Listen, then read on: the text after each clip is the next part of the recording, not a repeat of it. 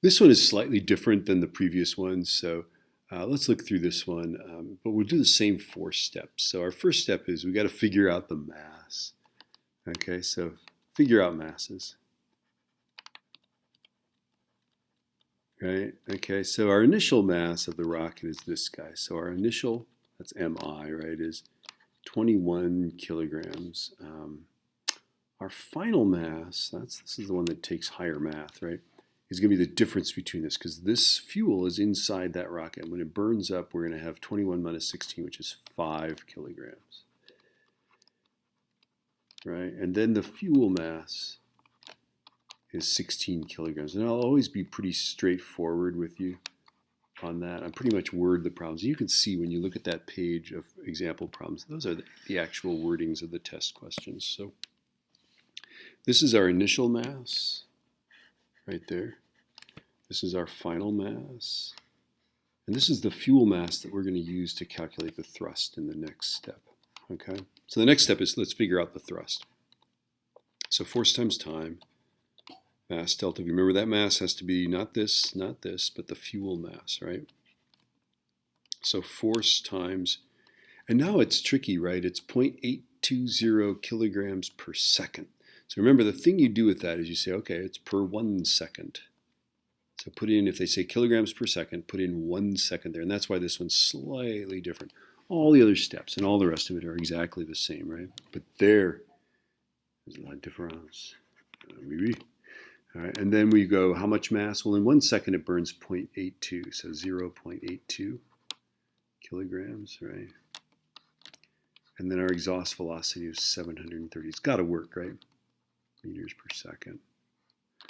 Right, so now let's solve. Our force is going to be this times this divided by that.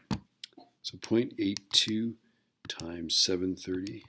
Do I have to divide by 1? I don't think I do.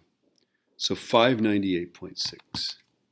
598.6 newtons is the thrust of the rocket, right? So that is our second step, right? And then our last step is we got to figure out the initial acceleration, right? So step 3, and step 4 is find the final acceleration. It's really just kind of one step. I don't know why I numbered them that way. I felt like 4 was like, wow, we're really doing something big. I don't know. I'm rethinking that. Okay, so here we go. Here's our rocket. And our upward force for this guy is 598.6 newtons, right? And this rocket is 21 kilograms, right? There it is, right? 21 kilograms. That's the initial one. The final one, we'll use that mass for the final one, right? So the force down, by the way, is going to be 21 times 9.8. I can do that in my head. 21 times 9.8 is 205.8. Right, and that'll be a downward force, so we'll make it negative. That's an upward force, we'll make it positive. And then we can set up our Newton's second law here, right? So 598.6, whoops, not equals, do I have an eraser? All right, I'll just go back. Let's just make that minus. Okay, minus 205.8. In no circumstances should you interpret that as equal. It's just a big fat minus sign, right? Okay, and then that equals 21 times A. All right, so now I'm going to take this guy minus this guy. And I get 392.8 equals 21A divided by 21. 18.7, the acceleration is 18.7 meters per second squared. Ta-da. All right. You feel like you've done a lot, right? Okay, so let's do the final acceleration. Let's draw a rocket here.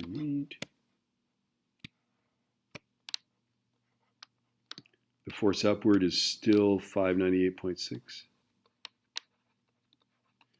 But it's only a 5 kilogram rocket now. It's burned a lot of fuel, right? The fuel has gone down, right? So our force downward is 5 times 9.8.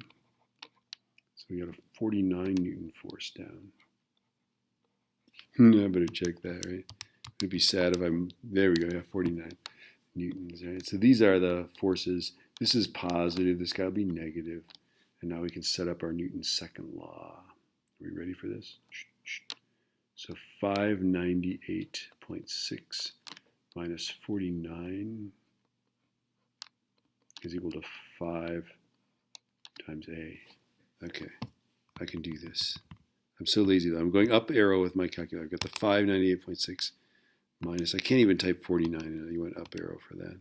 549.6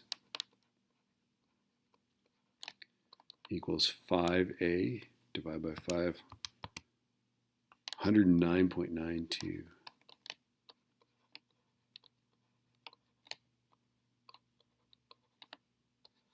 Not all those digits are significant. Really, we'd round this to 110. But there'd be like a hue and a cry about that, right? Okay, so again, sort out your masses. Figure out the initial mass of the total rocket. That'll always be that. And then this is the fuel, right?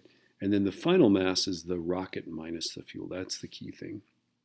And then when you do this, oh, that's interesting. Oh, this one's different, right? It's not so important to do the fuel mass. We used this, didn't we? Yeah, that's interesting, right? So when we figured out the thrust, we did that.